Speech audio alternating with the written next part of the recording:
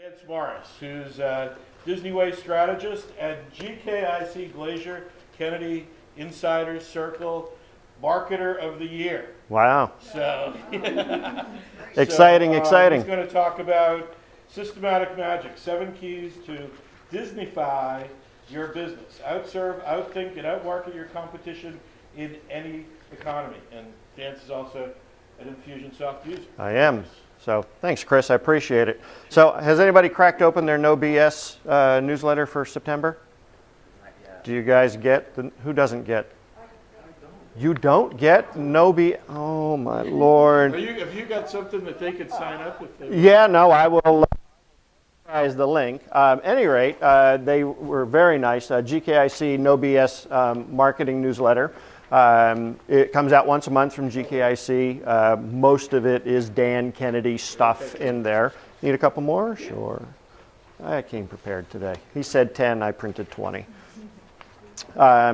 So I got, you don't need to read it now, please. It's long and boring. But at least you get the sneak preview. So this month they they published one of my articles in the No BS newsletter. So my Infusionsoft has started to actually percolate quite a bit, getting that exposure, so looking forward to it.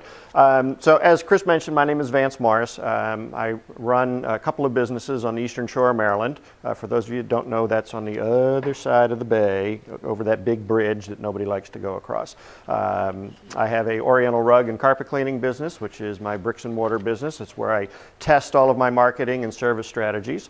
And then I also run, as Chris mentioned, a Disney Way strategist marketing program where I show small businesses how to implement Disney-style service in their business, and then more importantly, how to monetize that service. So it's very similar to, and it really ties into what Infusionsoft talks about with their life cycle marketing. You know, having to go from client attraction. I really focus on client service, and then after, you know, what happens next, client retention. So really working in those 3 areas. Some folks that I have been, and I'm not saying this to brag, but just to give me a little bit of street cred with you guys, Dan Kennedy has interviewed me a couple of times for GKIC. I will be speaking at next year's Super Conference. So if you want to see me live and tripping over my words in front of 600 people, feel free to come on out and heckle me. I appreciate that. But one of the things that I've really been doing lately is working with a number of coaches and showing them how that they can use Disney in their businesses to really help retain their clients. So it's another client retention piece. So, you know, I get a chance to talk with Dustin Burleson's group. He's a big orthodontic group out of Kansas City. Ben Glass, who many of you may know, great legal marketing here in Alexandria, Virginia. Phenomenal. He actually used to be the CBA, Certified Business Advisor for GKIC in the area. But what I'm going to talk to you about today is how to put Disney into your business. And really, what does that mean to you guys? So who here believes in magic? We got 2 believers in magic, three believers in magic. So you think when the elephant really disappears from the stage that it poof, magically disappeared, right? Okay. Well, at Disney, they have to create the magic every single day. And that's one of the things that they are known for. Creating magic is really all an illusion. Think about what a magician does on from his perspective versus the audience perspective. Audience is seeing a tremendous show. They're seeing illusions, things disappearing, things popping up out of hats. But all it is repeatable, replicatable, practiced hand movements, eye movements, getting you to look in different places. So that's all magic is a replicatable, duplicatable, practiced system. That's what Infusionsoft is. And that's what Disney does every day. So I hate to break it to you, there's no such thing as magic. There is no such thing as pixie dust. When I was at Disney, I worked there for, step back how I got here. I spent 10 years as an executive at Walt Disney World back in the 90s. Ran a little place called Pleasure Island. I don't know if any of you remember that place. It was Disney's experiment of booze and nightlife and entertainment for adults. It closed smartly because, you know, if you have to park 3 Orange County Sheriff's cars outside of the theme park for whatever may or may not happen. Do you guys remember, who was Whitney Houston's husband? Bobby Brown. You guys remember, did the news make it up here? What happened to Bobby Brown at Pleasure Island? And the big fight he got in and he bit the guy's ear off? Yeah. So again, not everything Disney does is a screaming success. The other thing that they really failed at, and this was in the early days of Pleasure Island, so you got to think about this. Where have all of these tired parents been all day long? Schlepping through the park in the hot Florida sun. And they are probably malnourished. They are probably dehydrated. And what are we going to do to them at 8 o'clock at night? Oh, let's slip a few beers into them and see what happens. Yeah, it was actually pretty ugly. You know, we would find baby carriers on top of the bar while the parents are out dancing. One of the, and the bartender, and this is in a rock and roll club. Literally, the band stage is all of, 100 feet from this baby, and the thing's just vibrating across the bar top because of the bass and everything. But one of the things that really failed there was, let's take this joke a little bit further. Let's put wheels under their feet. So we had the Rock and Roller Dome, and this was where we would put roller skates onto these malnourished, dehydrated, completely exhausted, 2 beer in them guests at our resort. So you can imagine that piece didn't really fit in very well with the overall Disney picture. We all always said, Walt was probably rolling in his grave as we did this. But one of the first keys, and you guys can get this in writing. I have a great special report, so if you give me your cards, I'll be more than happy to set you up with it, or you can go to my website, Deliver Service Now, so if I talk fast, it's all in writing for you. But I came up with a report, 7 magic keys to implementing Disney-style service in your business. The first key is the wow component. What do you do to get people excited in your business? And it's got to be, bam, in your face, right off the bat. One of the things that we work with, or one of the groups that we work with, is dentists. And I had a dentist, I don't know if you saw the dentist down in Florida, actually created an entire Peter Pan pirate ship theme in his office. And so when you walked in, Peter Pan, the dentist was Captain Hook, and he had the long wig on. He did not wear the eye patch while he was doing procedures, but they all had pirate garb on. None of them were dressed as wenches. Remember, this was a child's themed dental unit. But they really wanted people to be wowed. Now think about the wow experience. If you're wowed right from the get-go, people are going to remember you. And we all know in marketing, that's one of the key things that you have to have accomplished, is people remember you. So what are you remembered for? Having that first wow experience certainly is one way of doing that. The next piece I think really ties in with Disney, and I tried to couple this with Infusionsoft since this was an Infusionsoft meeting. So one of them is, the next key is details. Details, details, details. And everything is about the details. If you go to Disney and you walk into the Magic Kingdom on the first, as they first open, you may catch not the smell of daisies, not the smell of flowers, or the humidity in the air. You're probably going to smell fresh paint. Because when you walk into the into the Magic Kingdom, they have an area where they have, beautiful chain link where they have character greetings and everything like that. Well, they paint that fence every single night. Every single night, rain or shine, they've got it down to a science. They paint it as close to the opening, so they've got it down to, okay, the humidity today is going to be 68%. The temperature is 42 degrees, so we have to paint it at 6:15 a.m. That's pretty precise. Talk about a system and talk about details, hitting it in there. So one of the keys that you want in your business is you got to focus on the details. You can't just look at the big sky picture. And if you're not focusing on the details, trust me, nobody's focusing on the details. Now you might get to the point where you're the big CEO and you've got 64,000 people working for you, but somebody in control has got to be staying with the details. One of the things that I like about looking at Disney is also what I call the details that probably 85% of the people will miss. If you go into, it's the Be Our Guest restaurant, which is the one where they had Belle and, not the Hunchback, the Beast. Thank you, good gracious. If you go into the restaurant, gorgeous setup restaurant, looks exactly like Belle's Castle or the Beast Castle. If you look up at the ceiling, all of the little cornices and little emblems along there are all carvings of the Beast's head. Now this is probably 23, 25 feet in the air, and most of the time, nobody's going to look at that. But for the few people that do look up and see it, they get it.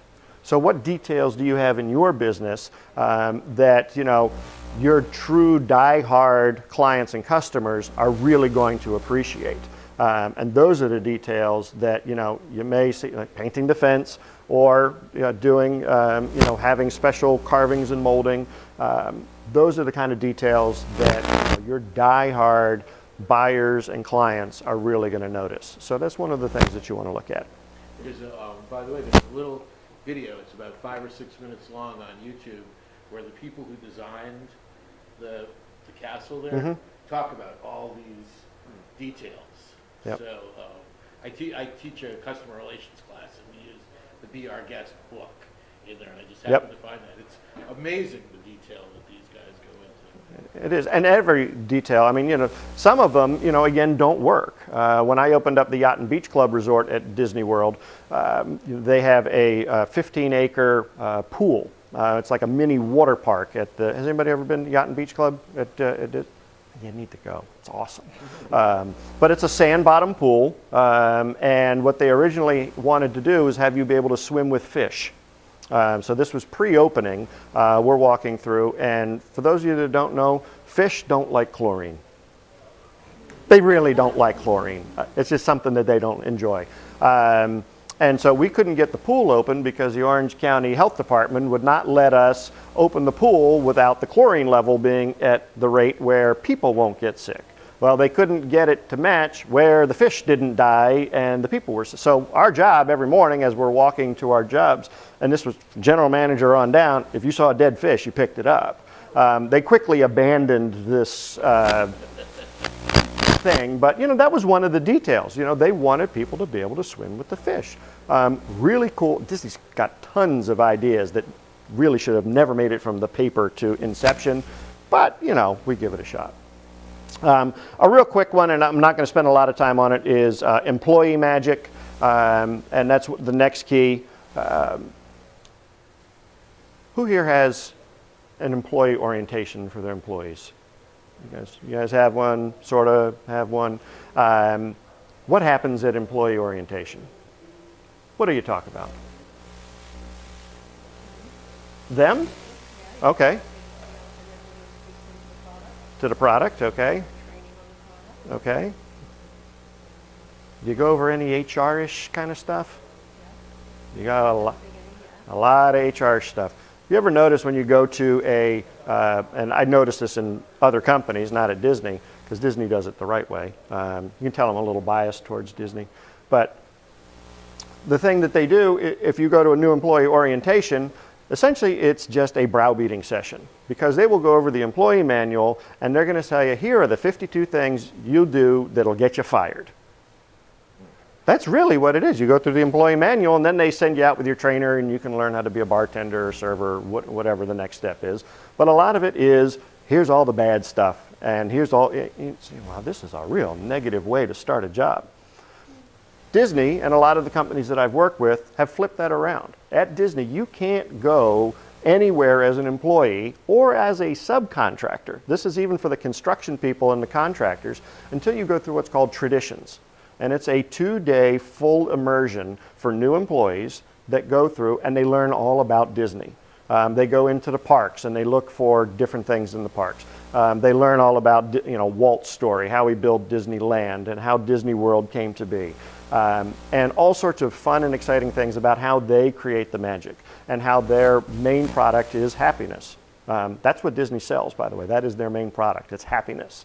And that's how they figure out who's going to make it and who's not. So if they don't get through traditions, they're not going to make it to their work location. And they do the same thing with subcontractors, because if somebody who's building a restaurant or adding an attraction, they don't want to be, they don't want them to interrupt or come in contact with a guest in the park and not have any idea what the heck's going on at Disney World. So even the subcontractors, this is an enormous expense. I mean, can you imagine paying your subcontractor 2 days of free time?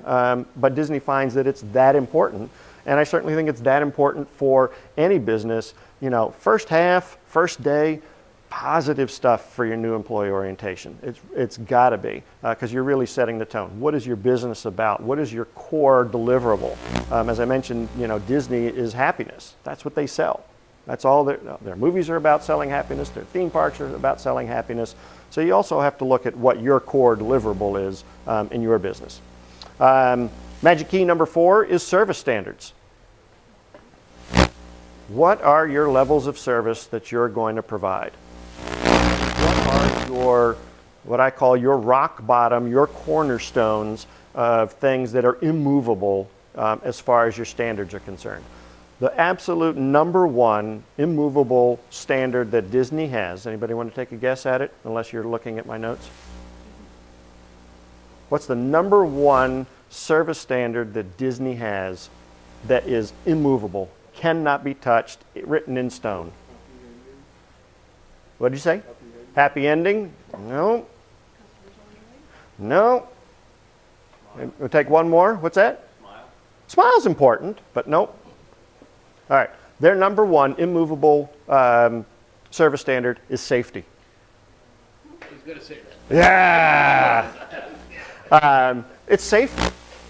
The guests have to feel that they are in a safe environment. During 9/11, which, oh gosh, that's today. Disney was one of the few places that did not close down. Park attendance went down a little bit, but when I was there, it was still, everybody still went through their happy place, and they felt safe at Disney. You look at the rides. The place doesn't scream safety. I mean, it's not, you don't want to walk in there and, look around, okay, well, that looks like a safe ride, or, oh, that's a, safe way to cook French fries. But safety is the first thing that guides every single Disney cast member. If it's not safe, it's not going to get done. When they were testing the Tower of Terror, has anybody been on that at the MGM Studios? So it's not MGM anymore, at the Hollywood Studios. So you'll be happy to hear that we tested that thing really well with sandbags first. And if the sandbags didn't survive, well, obviously we weren't putting people on it. And during the early testing of the ride, when the car drops, it's a free fall drop. For those of you that haven't been on this thing, it's a free fall drop, and it's inside. Well, it creates a vacuum, and that vacuum, drywall is not as strong as you like to think it is. So when this thing went down for the first time with the sandbags in it, it created such a vacuum that all of the drywall from the ride came crashing down on top of the car. So it took a little while to get the airflow working. But again, safety, number 1 thing at Disney. Number 2 thing is close to, customers always right, close to smile, is courtesy. It's not so much customers already, but, ever go to a restaurant and you say, where's the bathroom? You don't even get a word. You just get the finger and the point. At Disney and at a lot of high-end hotels, you're going to find people that say, come with me, Mr. Hunter. Come with me, Mr. Hunter. Let me show you the way. Or they point with a nice gesture as opposed to, the one finger thing. I almost went into a proctology joke there, but I'm going to skip that in mixed company. You're very welcome. It was actually on Facebook. I'm just kidding. Anyway, what's that? It makes it a lot worse. The next standard is show. And this is something that I encourage every single business owner to do, is what's called a good show, bad show walkthrough. And this is what Disney managers and Disney employees have to do before any attraction, restaurant, hotel, anything is open every day, is go through what's called a good show, bad show walkthrough. And it's as simple as, does something need painting? Is there a light bulb out? Wow, that was a great performance by Mickey Mouse. And they report on this stuff, and it's reported daily. And then those reports are acted on. Don't forget, you got to do that act part. Just because you write the report, you need to act on the stuff that's in there. But going through a good show, bad show walkthrough, they're performers. Anybody know what they're called at Disney? They're not employees. You guys, cast members, exactly. So you're part of a show. So obviously, Walt took everything to a level of, that you're cast as part of a show, you're part of a movie, part of a play. But really, that's one of the things that we all are in our own businesses. And it really just depends on how you interact and how you set up your business. How am I doing on time, Chris? I don't want to go over. Okay, then I will speed it up. Now we've got all these great keys. What's the number 4 service standard that Disney has? And I'll probably wrap up with this one. Number 4. We've got top 3. We've got safety. We've got show. We've got courtesy. What's number 4? What's one thing we haven't talked about? Money. Or as Disney likes to call it, efficiency. How do we make the dollar? It's great that we got all these happy people. It's great that we've got happy cast members, happy guests, great shows, things going on. How do we make a buck on this? That's number 4. That's the driver. Now, when I opened up, has anybody been to Chef Mickey's at the Contemporary Resort? It's where Mickey Mouse and the characters dine. It's tableside dining, or character visits the table. Mickey Mouse does autographs. Kids love it, mob him. When we opened that restaurant, our driving task was, how do we get Mickey Mouse through 426 seats in about 42 minutes and make it feel like a great experience? Now, 420 people in 42 minutes. Amazing number. And how did we come up with 42 minutes? Because that's the average amount of time a table for 2 was going to be in our restaurant. So if an average table for 2, which is the fastest one, and as the tables get bigger, their sitting time is longer, but a table for 2 was gone in 42 minutes. If they didn't see Mickey Mouse, hey, we're not happy. Back when we opened it, it was $35 for breakfast. $35 for breakfast. Now it's closer to like $52, $53 to have breakfast with Mickey. Oh, this thing was a cash cow. Oh my goodness, we were bringing in like $35,000, $40,000 in one breakfast. But so our marching orders were, how do we do this? And how do we get Mickey to go through? So we brought in and this is where we go back to having, a great cast working with you, is we got with the bus boys. Okay, bus boys, Mickey's got to be through this thing in 42 minutes. What can you guys do to help speed this process up? And they came up with a special way to do the silverware so that when they had to change the tables over between guests, that it was as fast and efficient as possible. The entertainment department we brought in, and we actually created a theme song for the restaurant for all the people that were celebrating birthdays. Can you imagine how many kids wanted Mickey there for their birthday? Well, instead of being able to be at each table, we just did a big giant celebration. Guess how often that celebration happened? Every 41 minutes. We didn't want to miss anybody. But every 41 minutes, we would do a big giant celebration in the middle of the dining room. Characters are all dancing and doing their thing. We had the highest guest rating of any character dining experience in the entire theme park, both California and Florida. We also had the highest revenue rate, highest profitability rate, and the highest, I already mentioned guest satisfaction rating, but the highest cast member satisfaction rating. And that was really important. So we hit, it's not really a trifecta, it's a fivefecta, for lack of a better word. But each one of those pieces, and if we didn't have each one of those pieces firing on all cylinders, it wouldn't have worked. So that's really, the key thing. So I'll end with, there are 3 more keys that I didn't get a chance to go through, but I want to honor Chris's time, and thank you very much for having me. And you can find this on my website. You can go to deliverservicenow.com. And for those of you that haven't seen, you can actually see examples of the marketing that I've done. But one of the awards I got from Dan Kennedy, you guys do know who Dan Kennedy is, right? Okay, thank goodness. Last year he did a contest on who could take the Rocky poster and convert it into an ad for their business. So what I did, it was the anatomy of a knockout, and it was all about how they did. You know, Rocky's a Broadway show now. You guys know that? Oh yeah, phenomenal show. The ring actually moves out. The ring is the stage, and it'll move out into the audience so that you feel like you're part of the fight scene. But the whole article, or the whole ad, was about how they put together this play. Well, I turned it into a carpet cleaning ad, and it is now the anatomy of a knockout cleaning. And I kept kind of some of the same visual from the ad, but then I added my own components. So this won me, I had a choice of either $500 or a 30-minute consult with Dan Kennedy. Which one do you think I took? 30-minute consult.